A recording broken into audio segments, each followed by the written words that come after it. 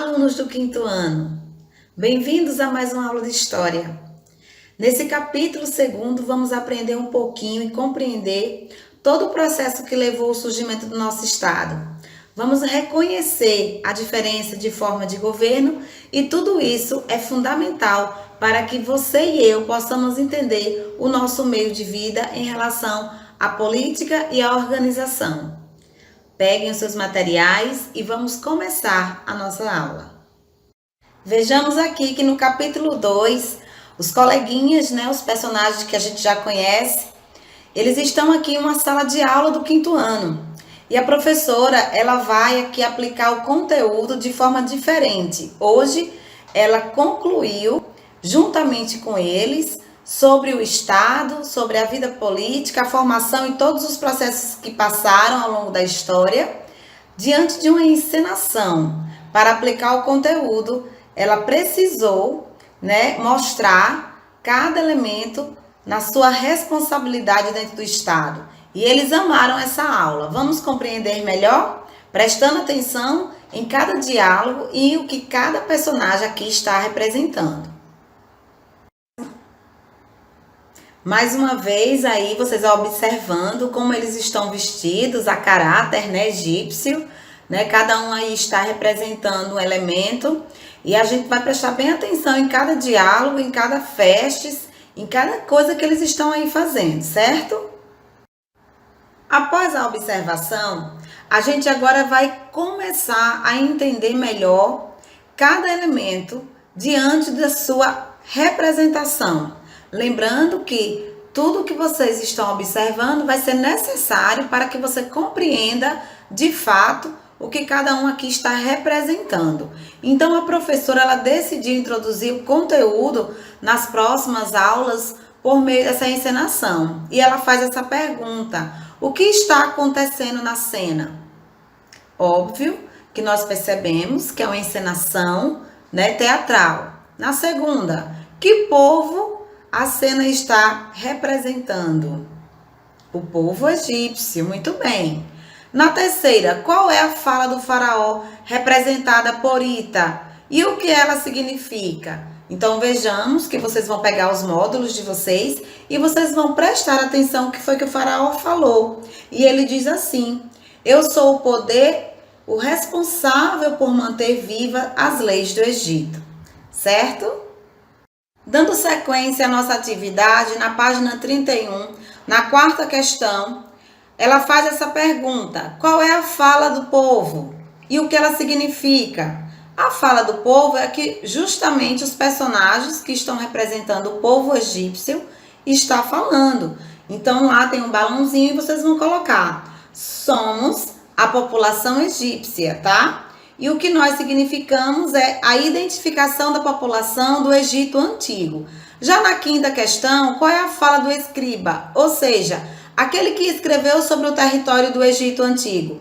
O que ele significa? A fala dele é a mesma sequência. Este é o nosso território.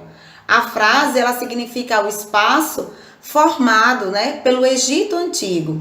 Já a sexta questão é: território, população e leis estão conectados de alguma maneira? Converse com seus colegas e o seu professor sobre esse assunto e anote as suas conclusões, as suas impressões. Logo vemos que não estamos numa sala de aula, porém vocês podem sim conversar com as famílias de vocês em relação ao que vocês estão estudando. Por exemplo, nós temos aí 3 elementos, tá? Que são os elementos território, população e leis. Justamente o que os personagens estão representando.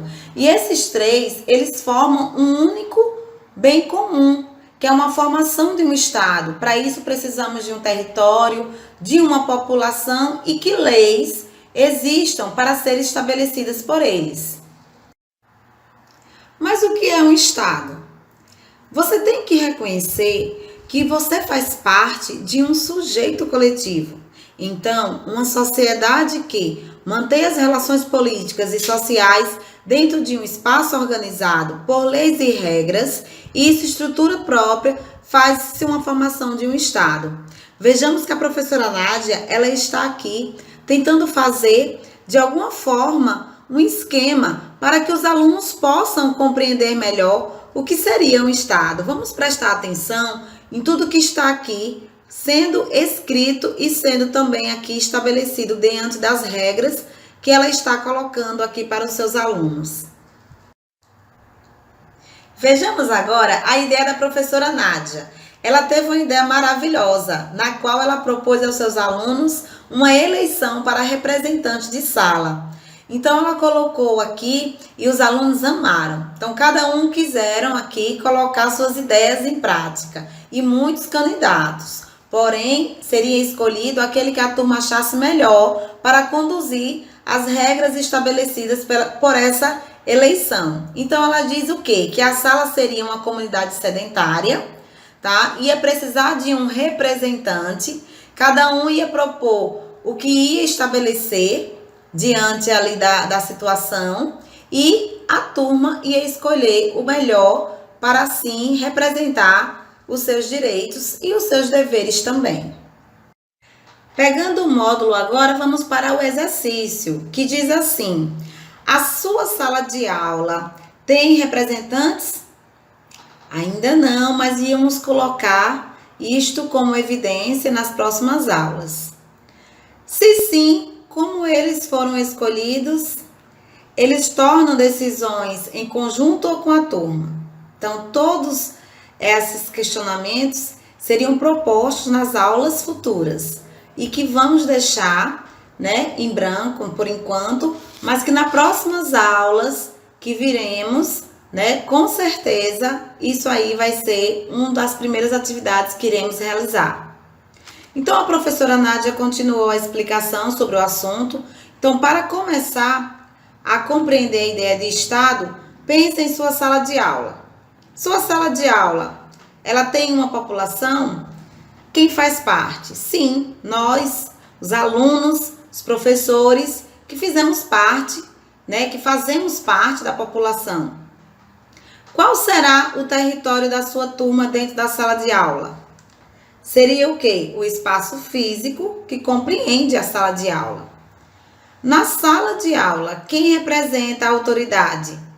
Há leis ou regras? A autoridade seria, no caso, da professora que conduz os alunos dentro de sala de aula e as regras são estabelecidas, né, de forma conjunta, respeitando tanto o lado docente quanto o lado discente, tá? Ou seja, professoras e alunos.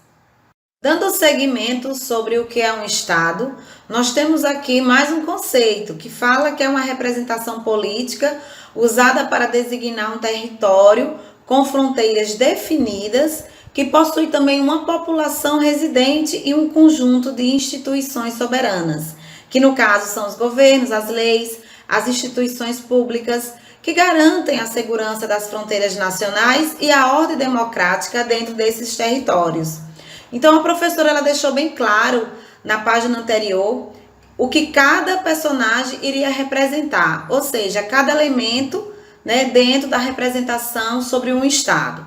Então, ela disse que os alunos seriam a população, a sala de aula seria o quê? Seria o território e a professora, no caso, seria o líder soberano, ou seja, a pessoa que iria ali representar a autoridade máxima. Temos aí o glossário, que vem aí explicando o que significa a palavra soberano, que possui uma autoridade máxima, certo? Vejamos agora esse questionário da página 33, na quinta questão, que vocês podem pontuar no próprio caderno, na disciplina de História, as seguintes solicitações, tá?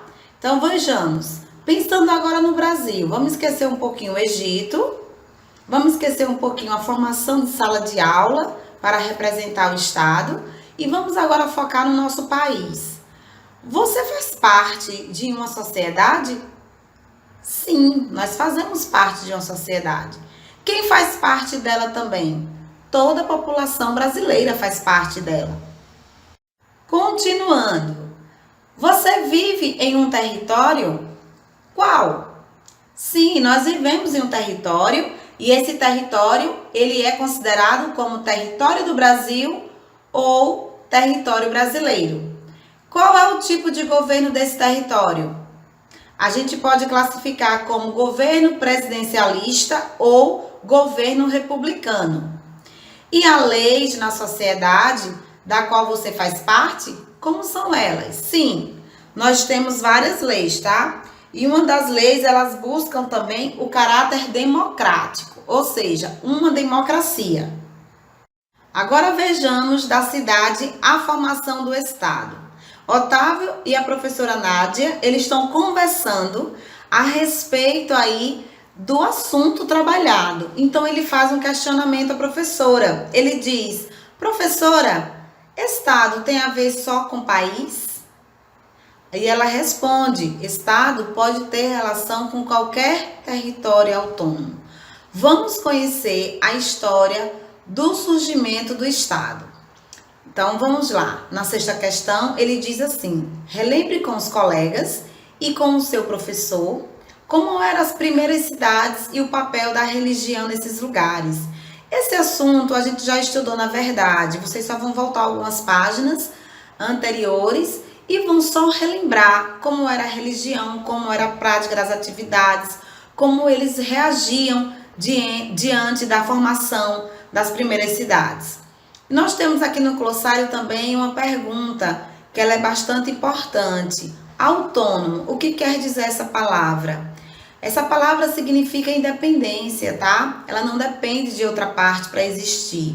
Por exemplo, um Estado, ele tem que ter autonomia, ele tem que ser autônomo, reagindo diante das suas leis, da sua estabilidade econômica, da sua população, das suas regras estabelecidas.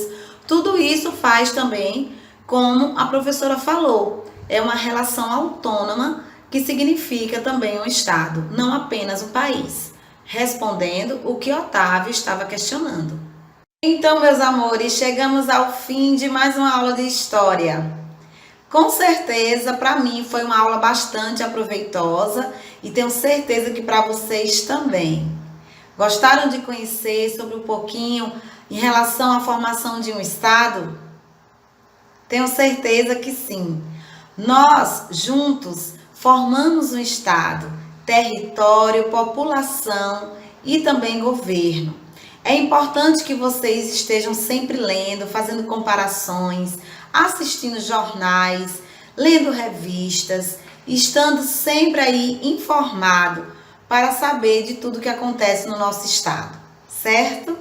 Por hoje é só e eu espero que vocês tenham gostado da aula, pois eu amei.